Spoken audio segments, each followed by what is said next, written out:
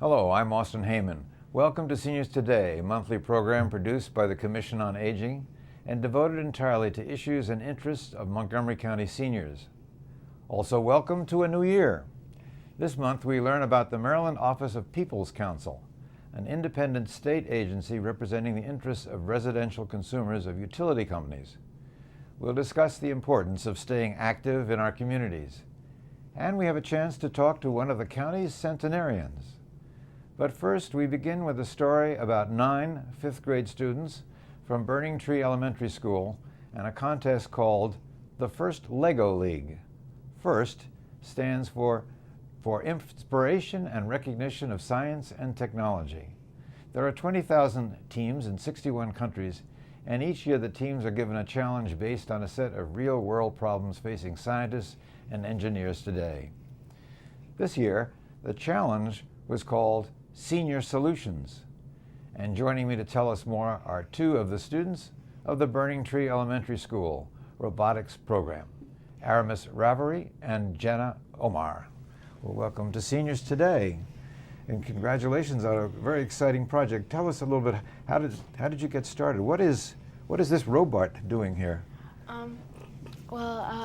The part of the competition is you have to build a robot and program it to do other challenges on the board that are also made out of Legos, but the board is just like a mat.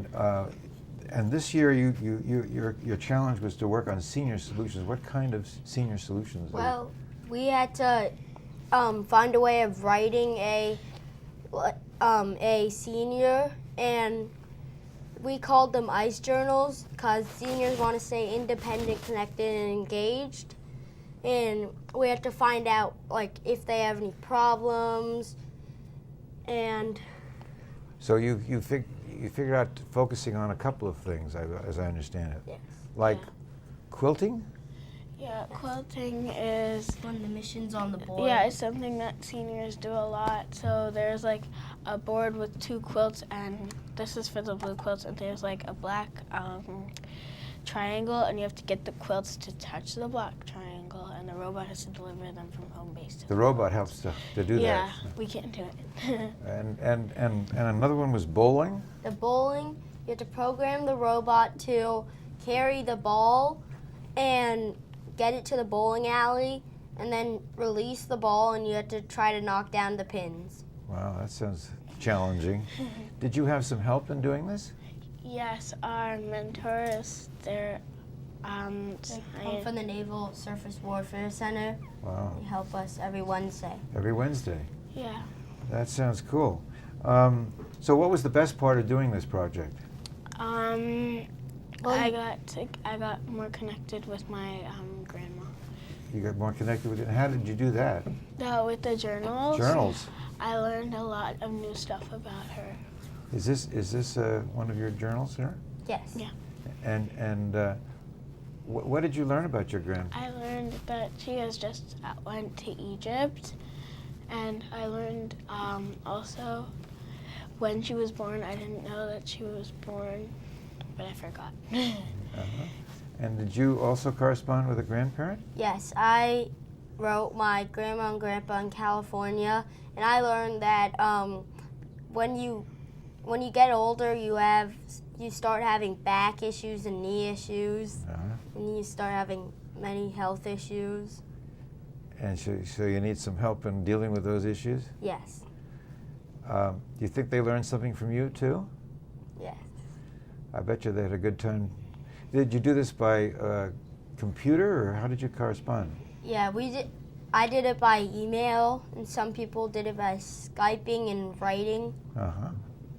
Our friend Aditi, she's not here today. She was doing her grandma in India, and she was the only one who was actually, because her grandma doesn't have a computer, so she was the only one who was actually writing to her and sending it back and forth.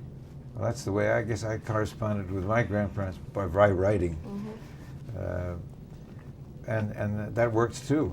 Just takes a little longer. Yeah. So the best part of the project was doing your journals. Yeah. Yes. And maybe that's something you can keep doing. corresponding with your Yeah, grandparents? I'm still journaling with my grandma, even though Lego League has ended. That's great.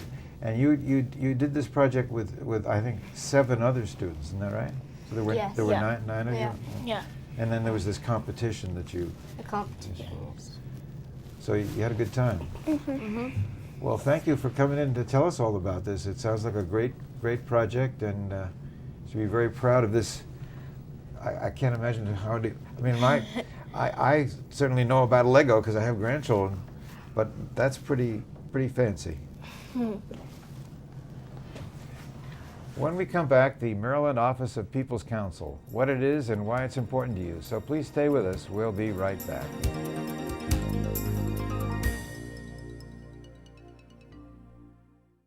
I want to go swimming. I want to go to camp. Fitness classes for me. I want to play softball. Make everyone in your family happy.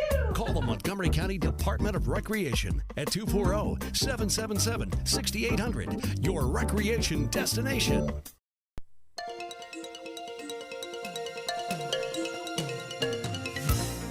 Welcome back to Seniors Today. The Maryland Office of People's Counsel is an independent state agency representing the interests of residential consumers of electricity and natural gas, telecommunications, and private water services in Maryland. The agency works on a variety of cost, service, and consumer protection issues. And joining me to tell us more is the head of the agency, Paula Carmody. Well, welcome to Seniors Today, Paula. Oh, well, thank you, Austin. Thank you for having me here. The Maryland's People Council. You were telling me it's been around a long time. Tell us what it Yes, is. we've been around since 1924, the oldest consumer office in the country. Wow. And we were set up as an independent state agency, and we represent residential utility customers across the state. Here in Montgomery County, anyone who is served by Pepco, BG&E, Potomac Edison, or Washington Gas Light Company, or Verizon, we represent your interests in front of the Public Service Commission. So that, I guess, has to do with rates for one thing. Yes. The issue of, I mean, I think I read in the paper that like Pepco wants to raise the rates or something. Is that something that you would get involved in? That is very much what we do. We focus on affordable and reliable service for all our utility customers, and that's our basically #1 job. Pepco had a rate case last year. We were involved in that, and we were successful in reducing a $68 million rate increase to $19 million. They filed a few months later, and we're now in that rate case. Basically, companies are filing about every year now for rate increases. So this is really important for our customers and certainly important for seniors who are paying these bills every month. We also focus on reliability issues. So that there have been a lot of complaints, of course, in Montgomery County about the Pepco issues. That's something you got involved in. Yep. We back in 2010, there was a big investigation by the Public Service Commission about reliability issues. We hired our own engineer as an expert witness. We were heavily involved in that case. We actually did recommend a $10 million fine against Pepco and had a number of recommendations.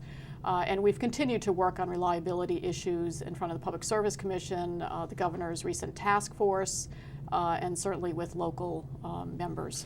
Now, of course, all of our citizens are interested in this, but there are some specific things that seniors that you are involved with, like the Lifeline services. Yeah, there are a lot of so really important services that really are important to seniors and other folks. One of them is Lifeline. It's actually a program that helps folks with telephone service, and for people with limited incomes, you may be able to get financial assistance whether you're using a wired phone, and that's the phone you plug into your wall, or wireless service, and it will help you, basically pay those bills. With wireless companies, we find a lot of it is free at this point.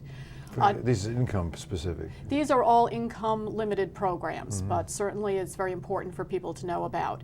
And you can contact Verizon about that particular program. Certainly if you want more information, they can contact our office. Our number is it's an 800 number, 800-207-4055 if you'd like more information. The telephone companies also have a priority repair program. This was set up a few years ago when we were involved in cases with Verizon, and this will help to provide priorities in getting phone repairs, particularly for senior citizens. You mean particularly if you have a medical condition, maybe, or what would be the priority issue? The priority is if you lose your phone service, and it's really important for certainly our older customers or people with medical conditions. You need to have that phone service back. So this will help basically bump you up and make sure that that phone service is restored more quickly, because you rely on that to keep in touch with family, but also for medical conditions. But you'd call Verizon to deal with it, is it? Yes, can contact Verizon, and again, if you have any questions about that, can contact our office as well. There also is an energy assistance program. This is statewide. It is limited income. But also it provides assistance with heating bills and electricity bills, and we really encourage folks to look into that program if you're on a limited income. It helps with those utility bills that you have to pay every month. And you can get information through the Montgomery County Department of Health and Human Services. Their number is 240-777-4450. You can set up an appointment with them and submit an application. And again, we encourage everyone to look into these if you're having trouble with your utility bills. Now, before we went on here, you showed me you have a resource guide, or there is a resource guide available. Yes, we do. We work with a lot of government agencies and nonprofit agencies across the state and Montgomery County, and one of the things that we've done is put together resource guides that are county specific. Well, that's so terrific. We've just updated them in September of this year, and there is one for each county, including Montgomery County. You can access it and look at it on our website at www.opc.state.md.us, or call our office, and we will be glad to provide a hard copy to folks. Terrific. And that has a lot of the information that we've been talking about, it and does. more. It has lots of information, direct assistance and indirect assistance related to utility services, phone, gas, electric service, also some information on tax-related or tax credit programs, housing programs, and things like that. Well, that sounds very helpful. Yeah, we think it's a useful resource for agencies, but also individuals. One thing I also wanted to mention is that we work very closely with AARP Maryland. I know many of your listeners are familiar with them. We work with them in front of the Public Service Commission. They were very much involved in the advocacy questions of the PEPCO. Oh, absolutely. And one of the big issues that we've been working on with them recently is this issue of surcharges. This is something that many of our utilities are pushing the Public Service Commission. Oh, I read about that. Yes, yeah. to adopt, and we have been in opposition to it. We've worked with AARP because they oppose it on behalf of senior customers as well. So we have a good working relationship, and with Hank Greenberg, the state director, so it's worked out very well. We're good partners. Like terrific resource. I'm glad that you came in and shared, and folks can get more information, as you said, on your website and through this resource guide. Absolutely, and I really appreciate your having me here. Thank you for coming in. Thank you, Austin. When we return, we'll have a conversation with a county resident about some insights on longevity. So please stay with us. We'll be right back.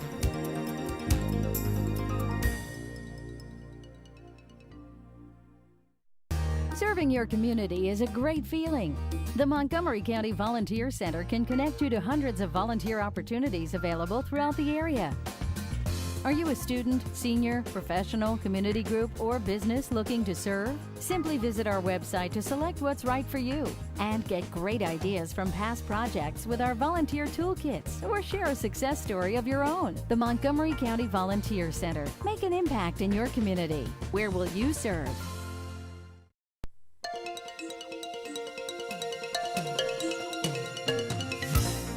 Welcome back to Seniors Today. The path to longevity may include a number of factors: good genes, healthy lifestyle, perhaps a little luck.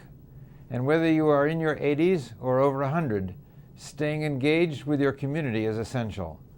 I have a guest today to speak to this issue, Catherine Vass, a centenarian who participates in the intergenerational program at Easter Seals. Well, welcome to Seniors Today. Helen, this is a real privilege to have you with us, and congratulations. Thank you. You have been in the county, I understand, since 1985, but where were you born? I was born in Chicago, Illinois.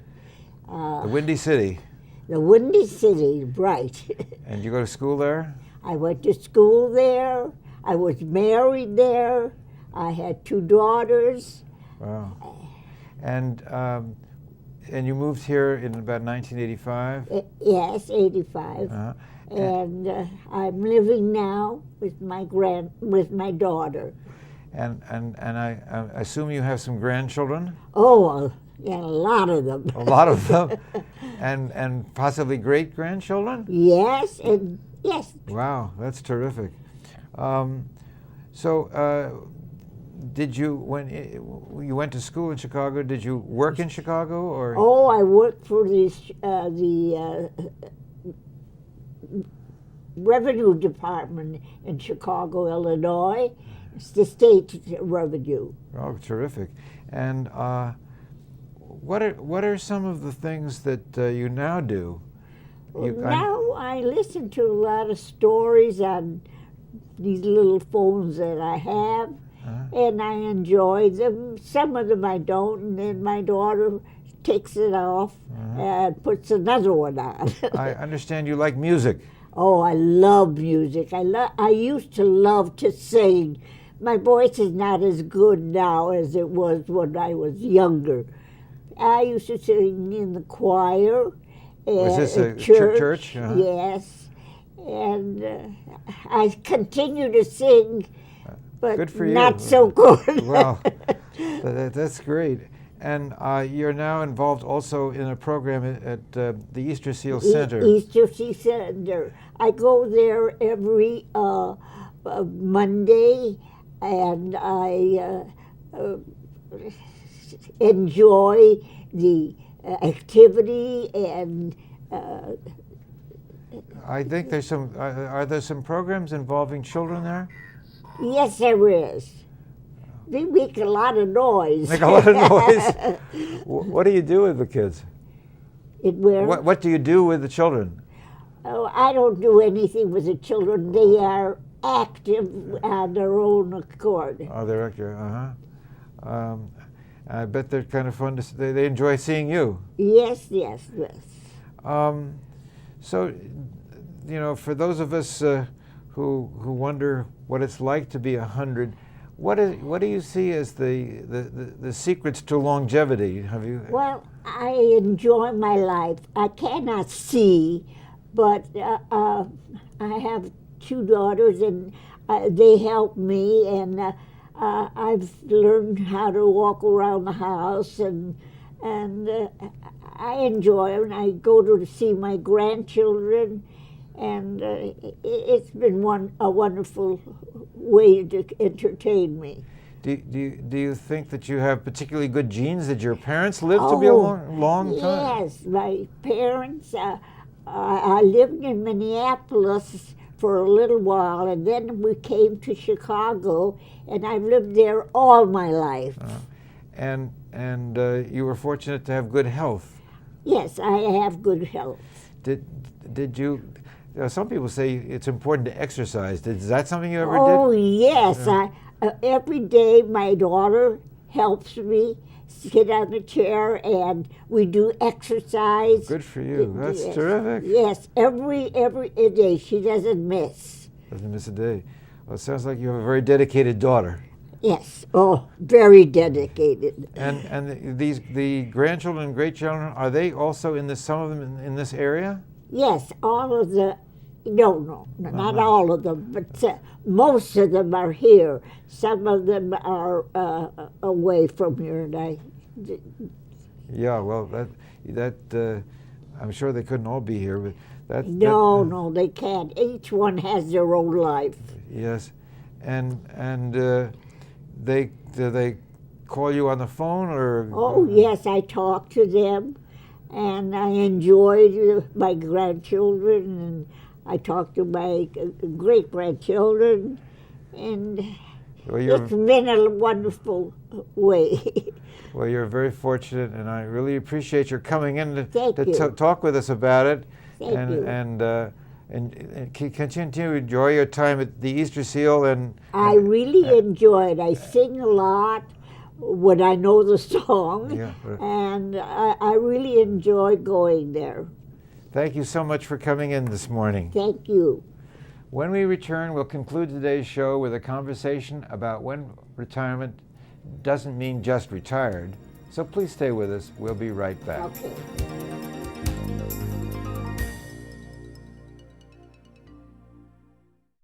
Have a kit so you're ready for any emergency. Develop a plan for what you and your family will do before disaster strikes. And stay informed during severe weather any way you can. Visit ready.gov for ways to prepare your family for emergencies.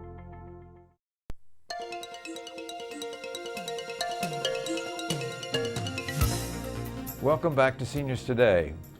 For many seniors, retiring from their first career often leads to opportunities to be actively engaged in community organizations or projects. For some, this can be just as full-time as when they were younger and working. My next guest could certainly attest to that. She is Harvey Jackson. Among other things, she is currently the chair of the African American Health Program Executive Committee. Well, that doesn't tell you very much about Harvey. Welcome to Seniors Today. It's nice to have you here. Before you got into all this Montgomery County activities, what did you do? I spent a career working, first of all, with a private agency in Wilmington, Delaware, and my husband was transferred to D.C. So I began to look for a job and found one with the National Oceanic and Atmospheric Administration. Oh, that's interesting. And so I spent 16 years with them. Right. And you retired a few years ago? A few years ago, like 16. 16? Yes. And then what happened? Then I began to actively look for volunteer activity. My 3 children were not grown, but they were kind of out of home and school. My husband was working, so I looked in the directory, and after much pursuit, went over to the volunteer center. A woman who was there named Ms. Jolly. And I was interviewed, and I wanted to rock babies. That was my idea. That was your goal? That was my goal. And the woman who interviewed me said, "Oh, wouldn't you rather be a counselor who works with people who come in looking for volunteer activities?" And I said, "Oh, I don't really think so." And she said, "Oh, yeah," she said it would be good. And then I thought, well, I've been here for some time. I don't know anything about Montgomery County. So I said yes. And from that, it became, what do you know about the Collaboration Council? The Collaboration Council? Nothing do I Nothing, know. yeah. What is the Collaboration Council? So Ms. Jolly said, well, why don't you kind of check around and find out? And then I met some lovely people who said, why don't you just come on board? And oh, by the way, maybe you'd like to take a look at some of the program areas. What is the, Collaboration Council. Viewers don't know what the Collaboration. It's Collaboration Council for Children, Youth, and Families. It's Montgomery County's local management board. Every county has to have one, so there are 24. So you did get to work with children in a different way. Well, yes, because it's an organization that does not provide direct service. What it provides is a forum for local stakeholders so that they can make recommendations to the state. It's essentially a state program and idea. And you found that satisfying? Yes, I found it satisfying because it was an idea I had not seen applied before. And Montgomery County is rich, both in terms of people here who are knowledgeable, those who come and go and bring back ideas on an international or national basis, and because it offered, with our changing demographics, an opportunity for diversity. And I thought, sounds good to me. So lots of meetings. Lots of meetings. And did you feel, have you felt a sense of accomplishment? Sometimes no. Sometimes no. Collaboration Council was not the only group that I was, invited to join. And as I went from one to the other, and sometimes both or 3 at the same time, I realized how fragmented we are, that we have services for children, but we don't happen to have a way of looking at it as a whole activity. The same thing is true for seniors. Right. Some are active, some are bedridden. Some are frightened, even though they can move about. Some would like to travel. But there doesn't seem to be one-stop shopping for seniors. No, and I remember you were also involved when we were doing some planning about a study some years ago. You were on the advisory group for seniors. That's right. That's right. So my recommendation, along with others, I think most people agreed, was there's a children's agenda that was developed through the Collaboration Council. And I thought, why don't we have a seniors agenda? We do now. Yes. Yes, exactly. And it took several years to convince people to, and the Commission on Aging has actually spearheaded that effort. And just recently, the county executive has adopted it, but the county council has approved it too. But you're also involved with the African American Health Program. Yes. That was because the public health officer at the time, Dr. Carol Garvey, found that in the work she was doing here in Montgomery County, this disparity was there. African Americans were in poorer health, whether it was diabetes, cardiac problems, HIV/AIDS, oral health, infant mortality. Just go down the list. Who is suffering from the greater gap in terms of wellness? African Americans.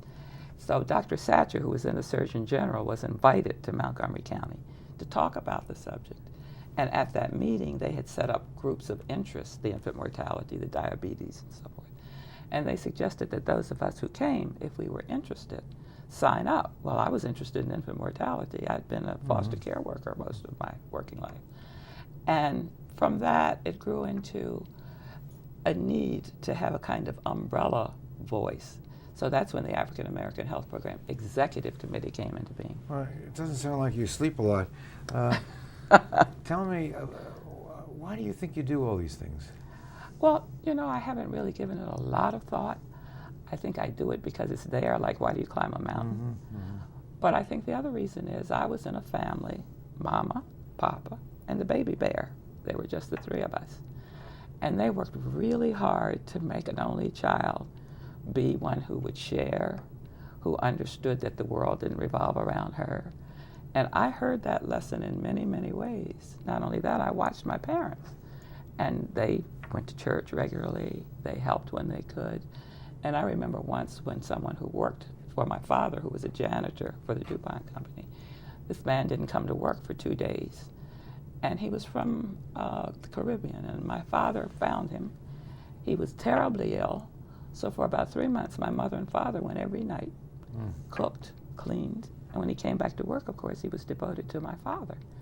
But what I learned is you can be helpful even when you're not a doctor. You certainly have been helpful to a lot of people, children, youth, and seniors. And I've seen you at lots of meetings, and the county is very fortunate to have you as an advocate and so engaged. So thank you. Thank you for doing what you do. Well, I'm afraid that I do it for myself. Well, that's an interesting observation. Arva, I think you do it for a lot of yourself and the rest of us. I hope it helps. Thank you for coming in. Thank you. Don't forget that you can access a great deal of information about county services for seniors by going to the Montgomery County Senior website at www.montgomerycountymd.gov/seniors, or call the Senior Resource Line at 240-777-3000. Also, we have a new email address that you can use to send us comments or suggestions for future topics on our show.